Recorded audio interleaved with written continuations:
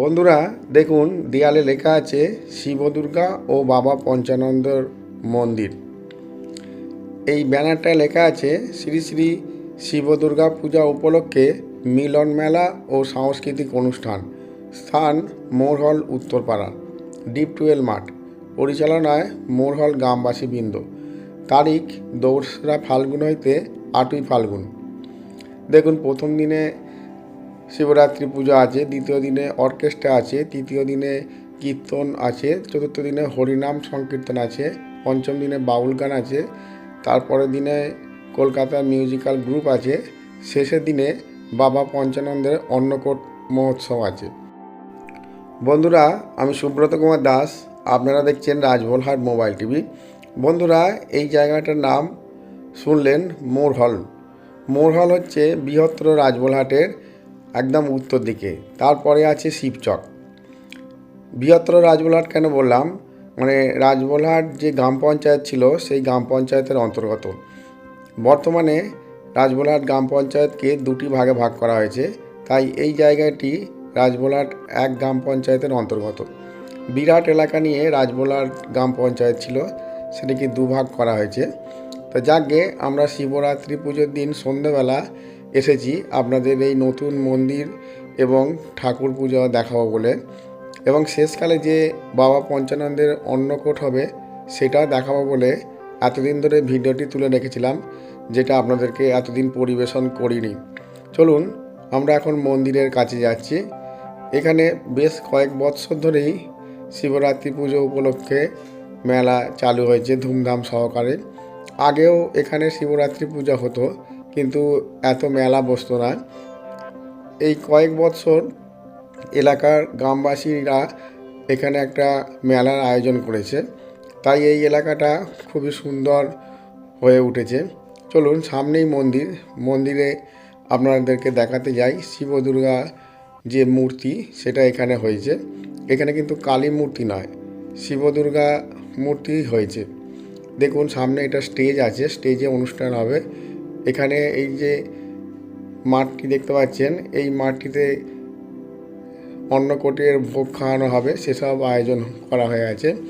একটা কথা বলে রাখি, আমি এই মাঠে অনেক বছর আগে ক্রিকেট খেলা দেখতে এসেছিলাম প্রথম। তারপর এখানকার ছেলেরা আমার কাছে যায়। এখানকার ছেলেরা আমার খুবই পরিচিত, তাই সকলের নাম বলছি না, কারোরই নাম বলছি না। তারা আমার নাম শুনলেই তারা খুব আনন্দ পাবে। যাকে আবার বলো, নম বিশুদ্ধ জ্ঞান দেহায় নিবেদীয় দিব্য চক্ষুষে সিংহ প্রাপ্তি নিমিত্তায় নম সমুধারিণে এস সচন্দন বিষব বাহন সহিত হর পার্বতী মহেশ্বরায় নমঃ। কেউ দেবে না ভুলটা, আবার বলো নম মহাদেব রাজে মহাদেব যোগে শিখি খণ্ড ভালো কিংবা শুভ সাজে অঙ্গে পাঙ্গে সদা দগ্ধকারী মহাদেব বন্দে মহামোহকারী এত সচন্দন। দেখতে পাচ্ছেন এখানে দুটো ময়ূরের মূর্তি করা হয়েছে ঠিক মন্দিরের সামনের দিক করেই। এখনও যে ছবিটা আপনারা দেখতে পাচ্ছেন শিবরাত্রি পুজোর দিন, দেখুন মহিলারা পুষ্পাঞ্জলি দিচ্ছে, সেই ছবি আপনাদের পুষ্পাঞ্জলি ছবি দেখিয়েছি। চলুন মন্দিরের বাঁদিকে কিছু মূর্তি হয়েছে, যেগুলোকে আমরা চলতি কথায় সং বলি। দেখুন কৃষ্ণকে তার বাবা মাথায় করে নিয়ে যাচ্ছে, পিছনে সাপ পাহারা দিচ্ছে। এরকম কৃষ্ণেরই বিভিন্ন মূর্তি করে বিভিন্ন কৃষ্ণের লীলা এখানে প্রদর্শন করা হয়েছে। দেখুন কালিয়া নাগের ওপর কৃষ্ণ নাচছে। এরকম বিভিন্ন কাহিনী এখানে তুলে ধরা হয়েছে। খুব সুন্দরভাবে জিনিসগুলো তৈরি হয়েছে দেখতে পাচ্ছেন। এবার মন্দিরের অপর দিকে আর একটা হয়েছে, দেখুন এই যে পুতনা রাক্ষসী, সবই কৃষ্ণের অবতারের জন্য হয়েছে। এবার আপনাদেরকে দেখাবো যে 8ই ফাল্গুন, অর্থাৎ আজ 8ই ফাল্গুন শনিবার বাবা পঞ্চানন্দের যে অন্নকূট হবে বলেছিলাম, সেই অন্নকূটে ভক্তদের ভোগ পরিবেশন করা হচ্ছে। এখানে ভাত হয়েছে, খিচুড়ি হয়নি। দেখতে পাচ্ছেন প্রচুর লম্বা লাইন এবং একসঙ্গে প্রায় 1000-1200 লোক খাচ্ছে। এনাদের ইচ্ছা যত লোকই আসুক, 10,000 12,000 প্রত্যেককেই খাওয়াবে, কেউ না খেয়ে বাড়ি যেতে পারবে না। সেইভাবেই এনারা আয়োজন করেছে। খুব সুন্দরভাবে এনারা সুশৃঙ্খলভাবে সে কাজ বাবা পঞ্চানন্দের কৃপায় অনুষ্ঠিত হতে চলেছে। চলুন আজকে আরেকবার আপনাদের শিব দুর্গা ঠাকুরকে দেখাতে নিয়ে যাই, কেননা সেই দিন ভক্তরা পুষ্পাঞ্জলি দিচ্ছিল। সেই পুষ্পাঞ্জলির কারণে আমরা দেবদেবীর মূর্তি পুরোটা দেখাতে পারিনি। আজকে আপনাদের পুরোটা দেখাবো। তাছাড়া বাবা পঞ্চানন্দের যে মূর্তি আছে সেই পঞ্চানন্দের মূর্তিটাও আপনাদেরকে দেখাবো, যেটা সেদিনে ভক্তরা ঘিরে ধরে পুষ্পাঞ্জলি দিচ্ছিল। দেখুন মন্দিরে খুব সুন্দরভাবে সাজানো আছে বিভিন্ন ফুল দিয়ে। সামনে শিব এবং দুর্গা আর পাশে কার্তিকও আছে, দেখতে পাচ্ছেন। খুব সুন্দর মূর্তি। শিব দুর্গা মানে শিব এবং দুর্গা। এখানে কিন্তু কালী পুজো হয় না। বিভিন্ন জায়গায় শিব দুর্গা বদলে কালী পুজো হয়। শিব দুর্গা মানে কালী পুজোই হয়, রক্ষা কালী পূজা হয়, কিন্তু এখানে হয় না, দেখতে পাচ্ছেন। আর এইটা হচ্ছে বাবা পঞ্চানন্দের শিবলিঙ্গ। শিবের আরেক নাম পঞ্চানন্দ, তাই শিব না বলে পঞ্চানন্দ বলা হচ্ছে। চলুন আমরা এবার যাই, যেখানে রান্না হচ্ছে সেটা আপনাদেরকে দেখাবো। চলুন, খুব সুন্দর হয়েছে ঠাকুর। এই যে দেখতে পাচ্ছেন, এইখানে সামনে মন্দিরের সামনেই ভোগ খাওয়ানো হচ্ছে। পাশে ভক্তরা অপেক্ষা করছে তারা ভোগ পাওয়ার জন্য। এইভাবে কিছু লোকের ভোগ খাওয়া হয়ে গেছে, তারা পাতা ফেলতে যাচ্ছে।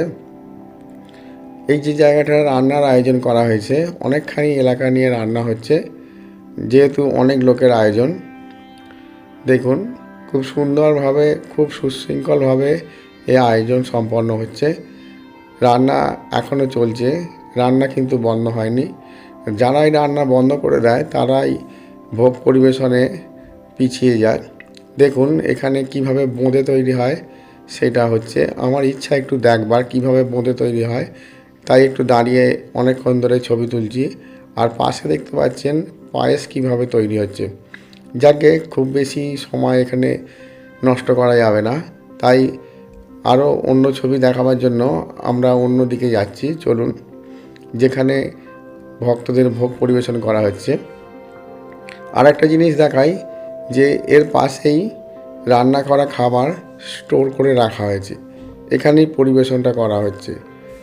খুব সুন্দরভাবে, কোনো রকম হই হই নেই, কোনো রকম ঝামেলা নেই, খুব সুন্দর সুশৃঙ্খলভাবে বাবা পঞ্চানন্দের কৃপায় তা সম্পন্ন হচ্ছে। এবার দেখাবো কি কি ভোগের আয়োজন হয়েছে। চলুন দেখি। প্রথমে দেখুন ভাত দিচ্ছে, ভাতের সঙ্গে ডাল দিয়ে দিচ্ছে এবং তার পিছনেই আরেকজন ছেঁচড়া দিচ্ছে। এই ছেঁচড়া জিনিসটা খেতে এত সুন্দর যে বলার অপেক্ষা রাখে না। সমস্ত রকম তরকারি দিয়ে এটা তৈরি করা হয়েছে। এরপর সবই পেট ভরে খাওয়ানোর ব্যবস্থা হয়েছে। এরপর ফুলকপি এবং আলু দিয়ে একটা তরকারি হয়েছে, দেখতে পাচ্ছেন, ফুলকপি এবং আলু। এরপর দেখুন চাটনি দিচ্ছে, তারপর ছোট ছোট পাঁপড় দিচ্ছে। পেট ভরে সকলকে খাওয়ানো হচ্ছে। তারপর পায়েস দেওয়া হচ্ছে। পরপর দেখতে পাচ্ছেন শেষকালে বোঁদে দেওয়া হচ্ছে। বাবা পঞ্চানন্দের কৃপায় সমস্ত আয়োজন যেন সুসম্পন্ন হয়। ধন্যবাদ।